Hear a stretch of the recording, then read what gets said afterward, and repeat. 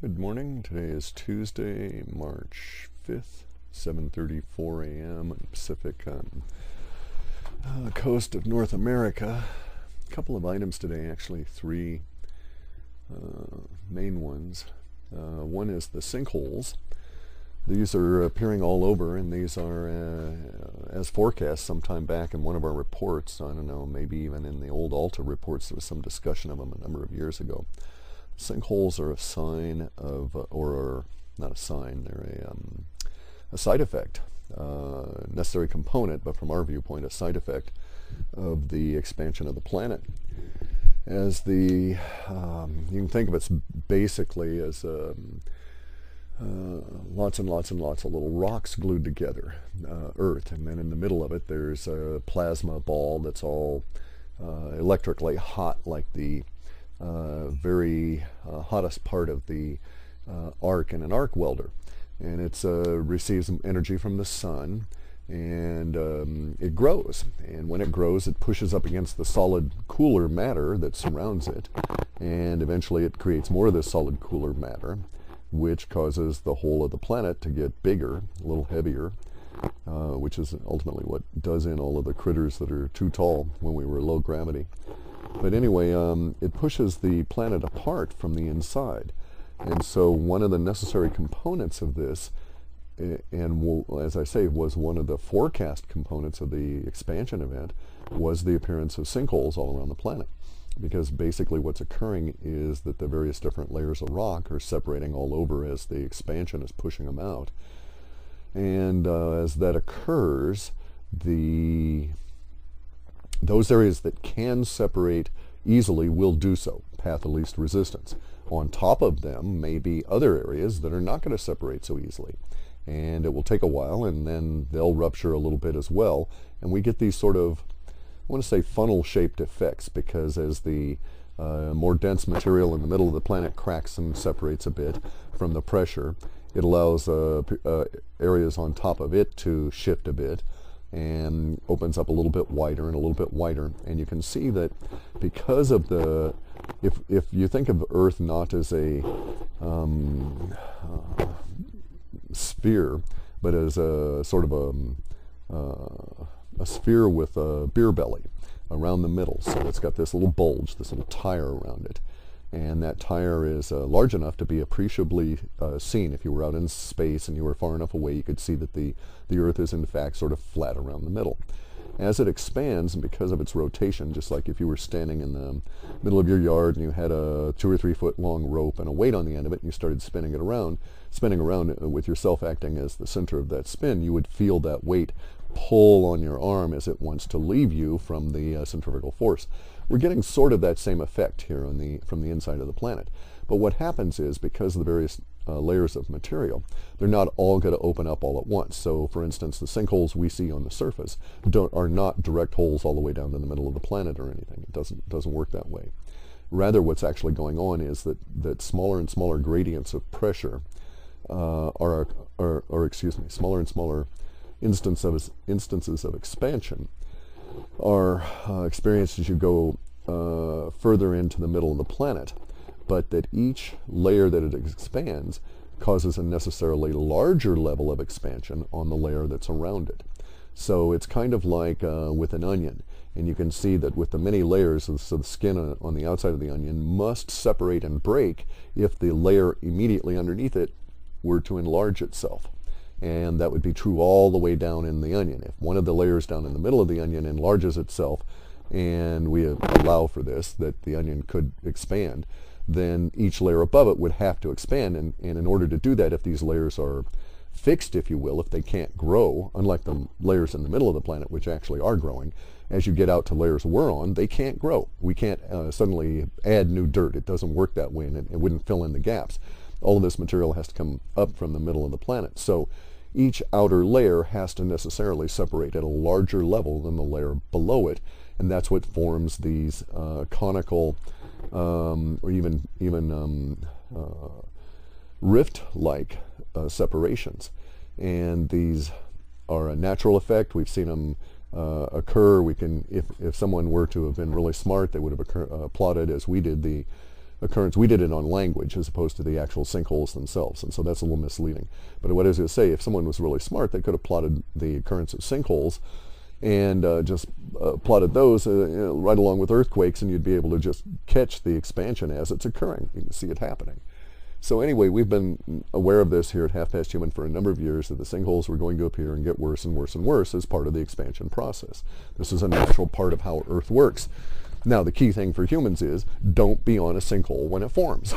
You know, that's the the central part here, is that these sinkholes, as they work their way up, will cause ruptures. If you're in areas like Florida, for instance, or the sandy coastal areas that we have so infrequently here on the west coast, except as you get further down towards the equator. So for instance, our beaches up here in Pacific Northwest are in the main made out of either mud or gravel. we don't have sand. You get some sand down in Oregon in that area, but anyway, so what happens is the various layers open up. Small hole at the middle of the earth or a small hole in a layer as the earth expands, and that layer cracks, and it causes the crack to spread all the way on up. And you can see that because the cracks wouldn't instantly form from the inception point all the way to the surface of the planet, and have to work their way up from layer to layer to layer with various different layers of resistance. This is what actually forms the sinkhole effect, where you're just sitting there, all of a sudden right next to you, clump, the ground sinks in, and you're scrambling and running like hell as a big funnel opens up around you, and you're in the process of trying to not be in that funnel. Well, the sinkhole effects are going to be all over the planet, but get this, we'll find that they are concentrating in the northern hemisphere. We'll also find as we go along that they're going to be concentrated initially. They were more equatorial than not, and then they started creeping. And we've seen the creep head way up into latitudes. I'm expecting it, I think we're about 38 or 39 in latitude in terms of the more persistent bands of the sinkholes at this point. I'll ask Igor next time I'm chatting with him about these. But I suspect it'll go all the way to the North Pole. We'll have some level of sinkholes in the southern hemisphere, but because of the nature of the southern hemisphere not being jam-packed with continents putting pressure on it, and it has a whole lot more latitude in terms of more leeway in terms of being able to form and separate and allow the rocks to move and so on. So actually in the southern hemisphere we'll get the opposite effect, in my opinion. Instead of getting sinkholes, we're going to get new islands, and this has to do with the nature of the amount of mass relative to the ocean floor. In the northern hemisphere, where we have the huge mass of the continents, it's not possible for it to put new matter up directly, and so we get the rupture here. In the southern hemisphere, because of the huge cracks that were in the Pacific Ocean and the absence of material that used to be Krakatoa in the giant supervolcano Toba, because of that material being gone, it's like there's a little bit of room to slop around, and we don't get the sinkhole effect. We get its opposite, which is that as there's less pressure on top of the southern hemisphere in terms of the amount of weight, actual mass from the continents, and so when the onion and deep in the earth ruptures its layer, and it's in the southern hemisphere and it works its way out, there's less pressure around the edges of where the crack's going to form, and so frequently in the southern hemisphere material will start moving into the crack as it is working its way up through the surface, and that material will include the more volatile and fluid materials, and so when the crack actually shows up mostly in the ocean in the southern hemisphere, instead of causing a sinkhole, which it probably does to some extent initially, but then is almost immediately filled with material trying to get out, and that is what forms our new islands. So that's actually the process that's going on, and in my opinion, and I'm an unschooled, self-educated bastard, so what do I know? But I was talking about sinkholes in 2003, 4, and 5, way ahead of the appearance of them all. Now, the sinkholes here that we're getting are of some concern, because there's a big sinkhole, in my opinion, that's formed over on this particular eastern ridge limb of the Chatham Trench near New Zealand and the Solomon Islands. And that is where I suspect that the crack in the Pacific plate will occur. If you get enough of these sinkholes in the southern hemisphere and they create new pinpoints of matter attempting to come on through, because of there's the ability for the matter to come on through, there's not a continent sitting on it. The bottom of the ocean ruptures a bit, you get a little bit of a crack, maybe a few yards wide, maybe a few hundred feet, something like that. And a material comes on up and you start forming a small island. It doesn't have to come up very fast. All it has to do is just be there. And then it happens a little further along, a little further along, a little further along. It's sort of like the sinkholes being plugged. And it basically is going to go along in the path of least resistance and the point at which the bottom of the ocean is thinnest and is most fragile, and it'll go and form a crack. It'll come along just the way that one might crack stone by drilling in a series of holes in the line you wanted the stone to crack along. And that's what's going to occur here. Now in the southern hemisphere, instead of just being a hole, these holes will be filled by a material that will be pressurized from below, creating a continual pressured wedge that, in my opinion, is going to cause the Pacific plate to crack. And I think that's what is actually the source, the source from our viewpoint of the global coastal event, which again is probably most likely, let's say, between the equinox of March 21 and May 20th, in my opinion. I think that's when it'll happen, at some time between that point. Now, it's not the end of the world. There's going to be all kinds of problems and destruction and so on, because people are stupid, basically, and we're not paying attention to what's going on around us, and there will be much destruction, and we haven't prepared for this, at least not the regular schlubs, the people, the nebbish. Instead, the power elites have prepared. They've been stashing stuff like, man, they're getting themselves all set for this. So there's that dichotomy there. We don't prepare because we've been in the Western world here, in the Anglo-American Empire, mostly schooled to a state of stupor. And if you're not schooled to a state of stupor, they give you drugs to get you there or work you to death with mindless repetition that destroys any hope you have for being able to think deeply. And then when you're not working, they put you in front of flashy lights that destroy your ability to think deeply, or they shove high-intensity, flashy strobing noise into your ears through earbuds. So boy, you're really screwed. You really can't think. And so you're not going to notice the sinkholes are basically the real last sign that the planet's about ready to crack. And when it cracks, it's going to cause all kinds of problems. Now, this is my opinion. And I'm a doofus, and I don't really know what's going to go on. But this is a suggestion that all of my work has led me to understand. And I'm an old guy, so maybe I do know something. I managed to make it this far. I don't think I'm as old as Jesse Ventura, but I'm getting there. Anyway, so that's the thing about sinkholes. They're very important because you don't want to be on them when they form in the northern hemisphere, or the southern hemisphere for that matter. And they're probably going to be the instant proximal cause of the actual crack, is a bunch of small holes that will form. Material will come through in this line along the Chatham Ridge and cause a rupture there that will unleash a lot of magma.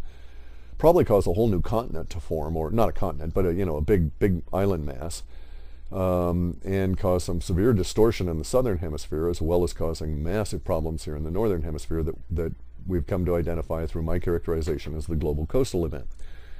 Now, sinkholes are going to escalate.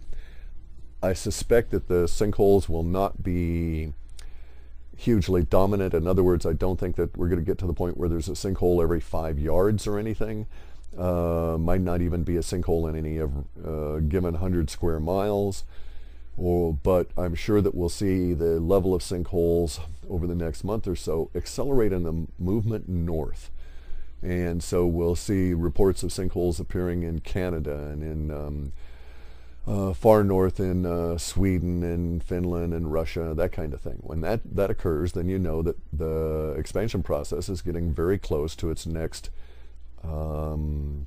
stage of evolution, because once the sinkholes have gone all the way to the pole, then there won't be a second wave of sinkholes or anything. That level of opening or softening of the skin of the planet so that the expansion can occur will have occurred. And so the next phase then will be the increase in pressure at some point on the planet to the point that a rupture occurs. And the reason that that rupture will occur is because as the sinkholes have, as a phenomenon, have spread behind them in their wake deep in the planet, you have to understand that as each crack appears, material will fill it. And so it can't settle back and become less expansive. And so as the expansion works its way out, from a pressurized viewpoint, it's as though there's layer upon layer upon layer upon layer of balloons inside each other, very much like the onion skins, and you start blowing up the inner balloon, and because of the nature of the balloons having small holes, the air leaks from one layer of balloon to the other, but you can see that air will transit less slowly through the little holes than it will through the main hole that's feeding the main source that's feeding the inner balloon in it all. And so it will take a amount of time for it to percolate up through the various different layers of the balloons, through all the little tiny holes, and consequently it's always pressurized. And it is only when it gets to that last layer that the pressure is ultimately released. And unfortunately for us critters, we live on that last layer. And so we'll be really experiencing this. So what I'm actually looking for is, I've got, in terms of physical precursors towards a very nasty series of expansion events, is far north sinkholes of some size. And I've got buddies that are up in the First Nations area far north of Canada and in Alaska and Russia. And these people are going to keep an eye out for me and let me know. And so if I hear some of these guys, if I hear Patrick up in Canada start yelling, dude, you know, an island just sank or something like that, I'll let y'all know that, hey, you know, we've reached that far. Some of these people are up near in the 50s and 60s of latitude, so it'll take a while, I think. I'm at, in the upper 40s here, I'm at 47.22. And so I think the highest occurrence we've had so far is in the latitude of 39, I believe, of a sinkhole that we could put as a cause to something other than, you know, water main breaking or any of these subsurface human-caused or human-initiated sinkholes, because those occur frequently. You get a water main that breaks and it erodes land and you get a sinkhole, but it's not quite the same effect as these bottomless pit sinkholes. So that's that. If you see them, stay away from them. They're nasty. Second item here is chemtrails. They have been slamming us with chemtrails, just going all night long, and then in the next day, like yesterday, I saw 4 different sets of planes throughout the day spraying. Could be the same set of planes from different angles, I can't really tell, but there were 4 attacks, if you will, on our airspace, and they're really spraying it thick. I've never seen it sprayed quite this thick this time of the year. Now, of course, the winds are moving it towards the east, and so I don't know what the goal is or the effect or whatever, but boy, are they working it. And it's been causing all kinds of problems with headaches and migraines and chemtrail flu out here on the west coast, especially in the Pacific Northwest. So just sort of a heads up that some level of activity is anticipated or going on. You know, it's a real bitch not knowing what their goal is in terms of getting the chemtrails up there, because you can anticipate just based on, use the chemtrail spraying as an indicator as to what's happening and what's up. If we knew, for instance, that the military was spraying this because high energy particles were